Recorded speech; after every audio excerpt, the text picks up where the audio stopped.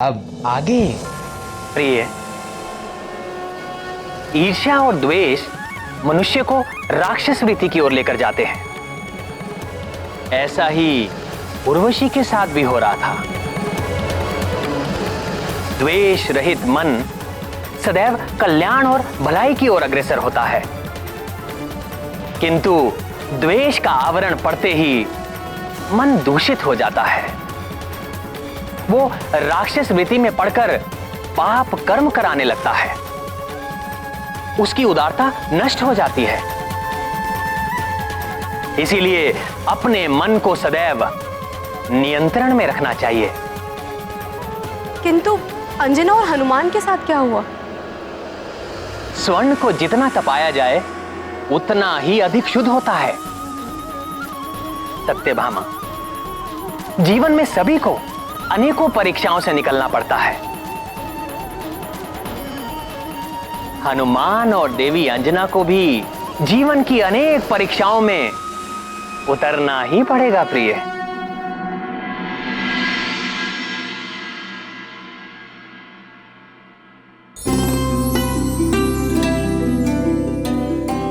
हनुमान, अब आज से तुम्हारी अक्षर ज्ञान की शिक्षा आरंभ होगी।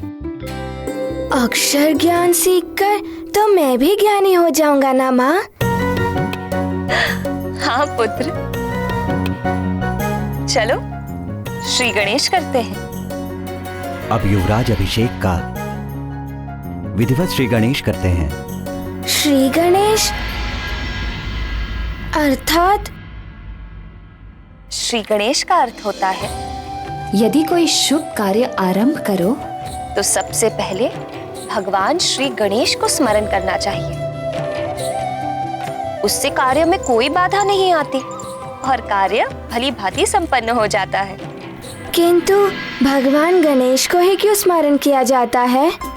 यदि हम उनके माता पिता भगवान महादेव और माता पार्वती को स्मरण करें तो कार्य और भी अच्छी तरह से पूर्ण हो सकता है ना? नहीं पुत्र, सबसे पहले भगवान श्री गणेश को ही स्मरण करते हैं। सबसे पहले उनकी ही पूजा का विधान है। तो क्या वो अपने माता पिता से भी पहले पूजे जाते हैं?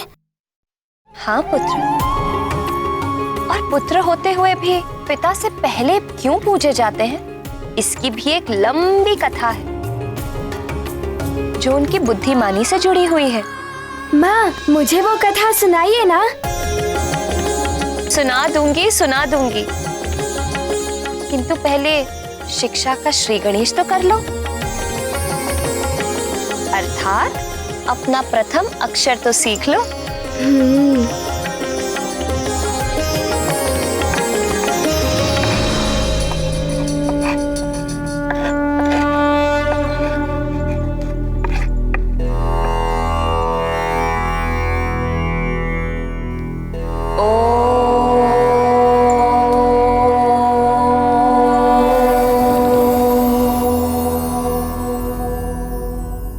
ओम ही ब्रह्मनाद है, इसी से यह सारा संसार बना है।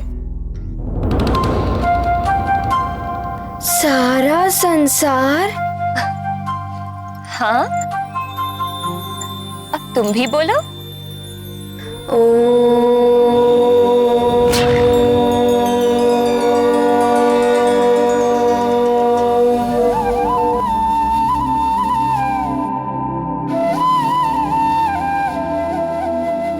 अरे वाह, तुमने तो एक बार में ही सीख लिया। चलो, अब मैं तुम्हें इसे लिखना सिखाती हूँ।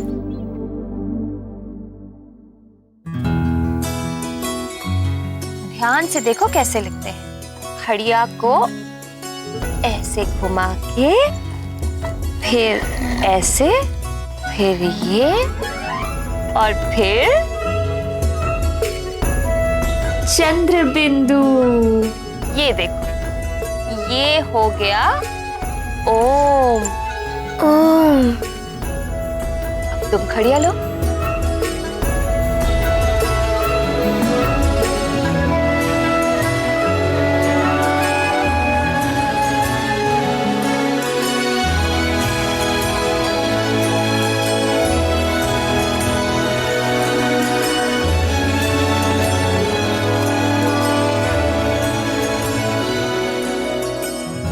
फिर ये चंद्रबिंदु।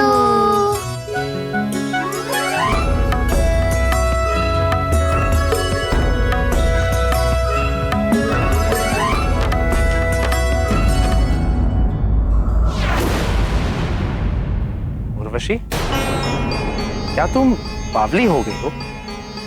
कुछ भी कहे जा रही हो। मैं तो केवल आपको स्मरण करा रही हूँ देवराज कि आप अपनी एक अप्सरा को कैसे भूल गए। पुंजिक स्थला हो, मैं या अन्य कोई अप्सरा, हम सब के कार्य, कर्तव्य और अधिकार समान हैं। फिर पुंजिक स्थला को ये विशेष अधिकार क्यों मिले हुए हैं? आपको उसे मिले श्राप का स्मरण तो है ना देवराज?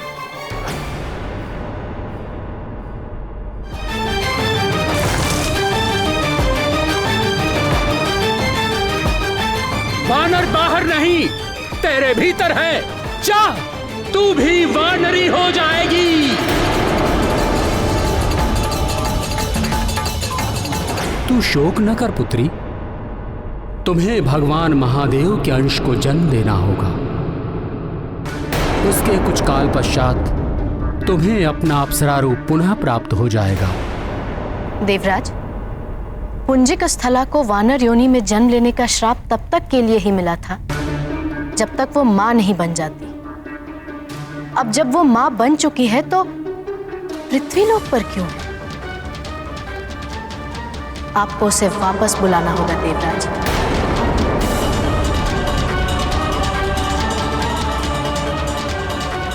और यदि आप उसे वापस नहीं बुलाते तो आप हम अप्सराओं को अप्सरा जीवन से मुक्ति दे दीजिए। हम भी मां बनना चाहती हैं, संपूर्णता में नारी जीवन जीना चाहती है।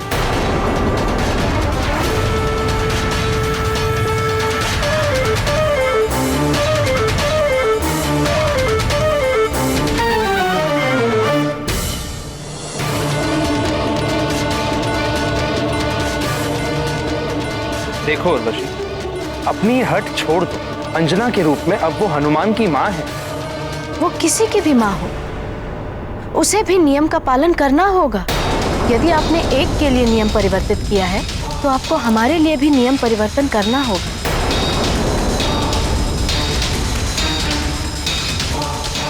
तुम्हें समस्या क्या है? क्या स्वर्ग के सारे सुख तुम्हारे लिए कम पड़ रहे हैं? नारी का सुख नारी जीवन की पूर्णता में ही होता है देवराज। या तो हमें आप उस जीवन को जीने के लिए स्वतंत्र करें या फिर पुंजिक स्थला को वापस बुलवाएं।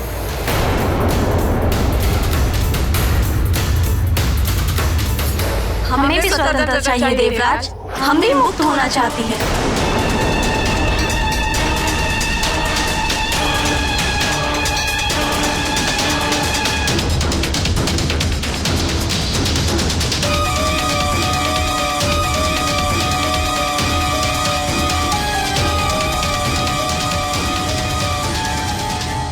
ठीक है,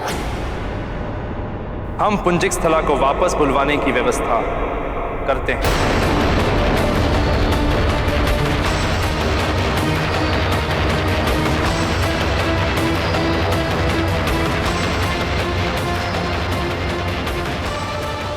उचित है देवराज। प्रणाम देवराज।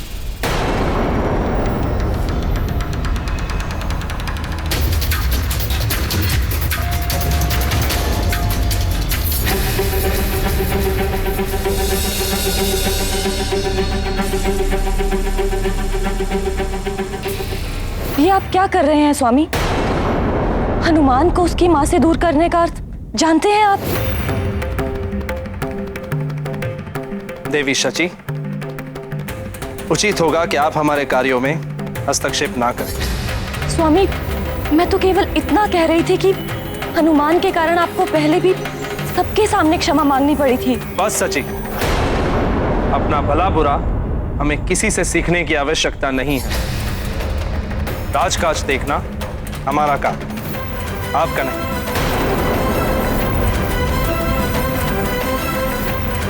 आप जा सकते हैं।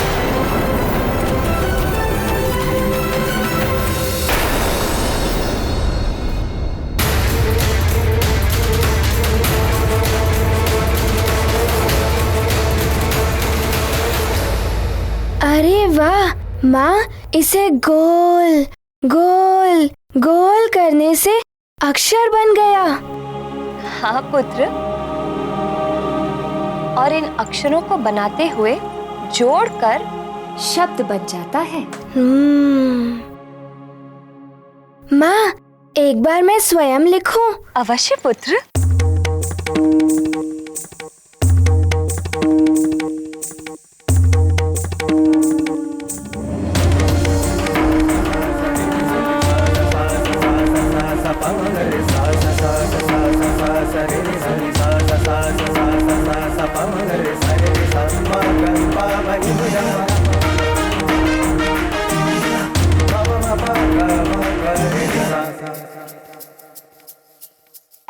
चंद्र बिंदु। ये चंद्र बिंदु।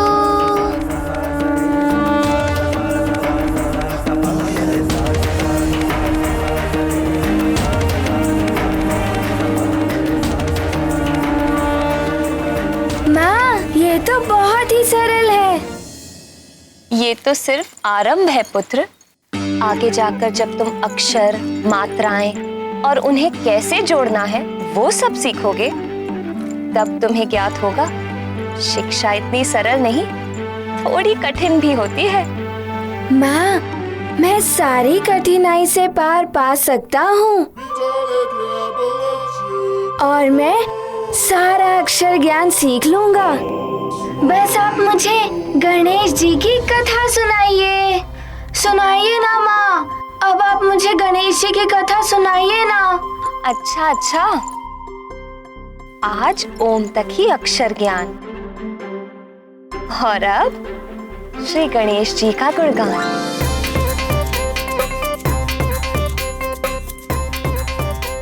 माँ, मैं रख देता हूँ।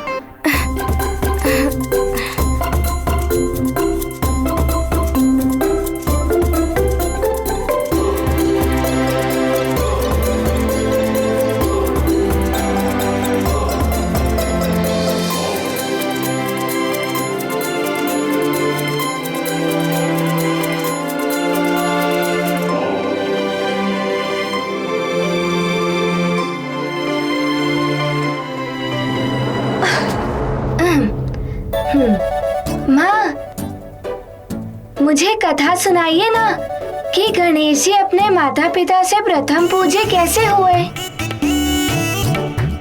सुनाइए ना माँ।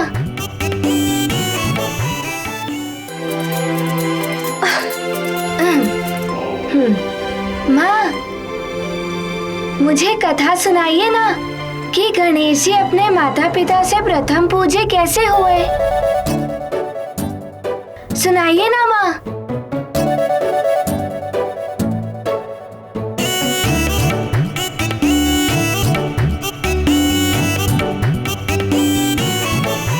तो सुनो हनुमान, ये कथा बहुत समय पहले की। एक बार सभी देवताओं में ये विवाद उत्पन्न हो गया कि उनमें सर्वश्रेष्ठ देवता कौन है, और जो देवता सर्वश्रेष्ठ होगा उसी की हर पूजा, यज्ञ और शुभ कार्य में प्रथम पूजा की जाएगी। तो सभी अपनी जगह पर सर्वश्रेष्ठ थे, और उनके इस विवाद के कारण संसार में पूजा और यज्ञ आदि सभी कार्य रुक गए थे। अब देवताओं का निर्णय कौन करे? तो निर्णय कराने के लिए सभी देवता शिव जी के पास कैलाश धाम पहुंच गए। वैसे तो आप सब देव अपने अपने स्थान पर श्रेष्ठ हैं, किंतु प्रथम पूजा उसी की होगी जो सर्वश्रेष्ठ होगा। तो क्यों ना ऐसा किया जाए कि सर्वश्रेष्ठ का चुनाव करने के लिए आप सब में कोई प्रतिस्पर्धा कराई जाए।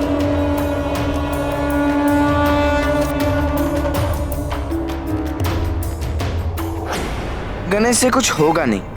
यदि पिताश्री मुझे ध्यान में रखकर प्रतिस्पर्धा कराए तो आनंद आ जाएगा। प्रतिस्पर्धा यह है कि आप सब संसार की परिक्रमा लगाएंगे और जो सबसे पहले ये परिक्रमा पूर्ण कर लेगा वही सर्वप्रथम पूजा के योग्य माना जाएगा।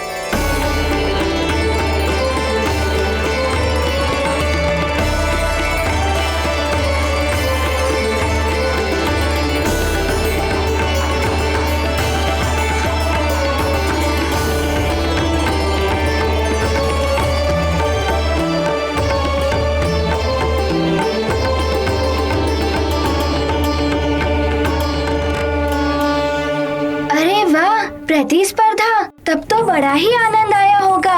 कौन विजयी हुआ? क्या हुआ? गणेश जी ने क्या किया? बताइए ना माँ, बताइए ना। बताती हूँ।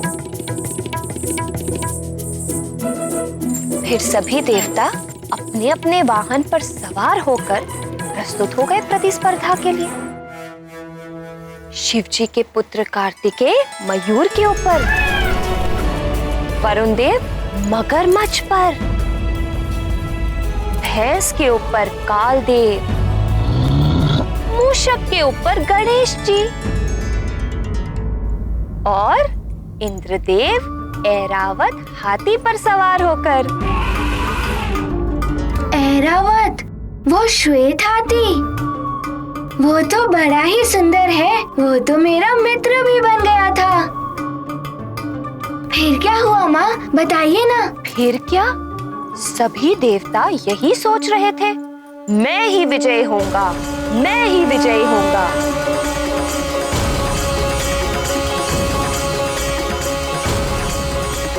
कार्तिकेय, मेरे ऐरावत जैसी गति तो किसी के भी वाहन में नहीं है। ये तो प्रतिस्पर्धा के समय ज्ञात होगा देवराज।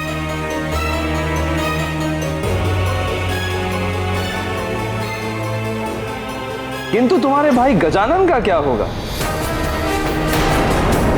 वो तो लगता है कि सबसे अंत में ही पूजे जाने योग्य ठहराए जाएंगे। आप क्यों उनसे स्पर्धा करेंगे? आपको तो मेरा सामना करना।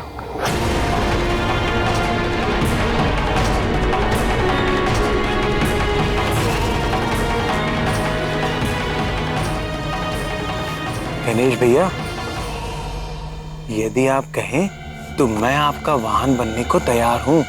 आप अवश्य विजयी होंगे। धन्यवाद नंदी भैया, पर मूषक है ना मेरा वाहन, मैं सदैव इसी पर सवार होता हूँ। यदि आज आप मेरी सवारी बनेंगे तो मेरे मूषक को बुरा लगेगा ना।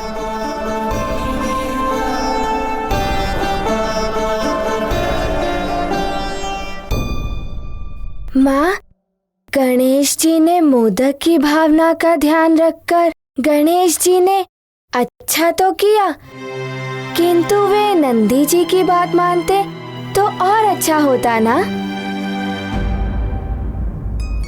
नहीं पुत्र, गणपति जी ने सत्य कहा, वाहन नहीं बदलते, और किसी की सहायता से स्पर्धा में विजय प्राप्त करना भी अनुचित है। ऐसी विजय का कोई अर्थ नहीं। फिर क्या हुआ माँ? तो स्पर्धा आरंभ की जाए। हाँ महादेव। याद रहे, संसार की परिक्रमा लगानी है आप सभी को। जी पिताश्री। अवश्य महादेव। आप स्पर्धा आरंभ करने का संकेत दीजिए, हम सब तैयार हैं। नंदी। जो आज्ञा प्रभु।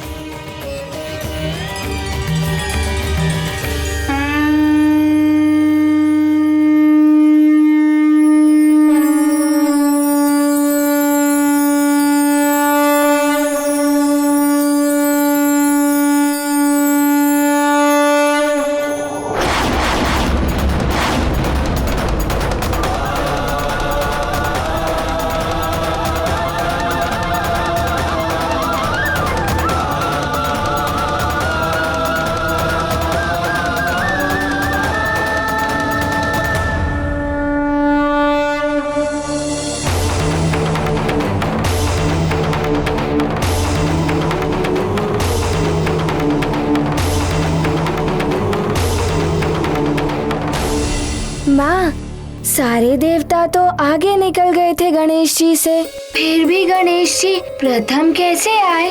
यही रहस्य तो नहीं समझ पाए अन्य देवता। रहस्य? इसमें कौन सा रहस्य है माँ? रहस्य ये है पुत्र कि वो स्पर्धा वाहन दौड़ की नहीं, अपितु बुद्धि की स्पर्धा थी।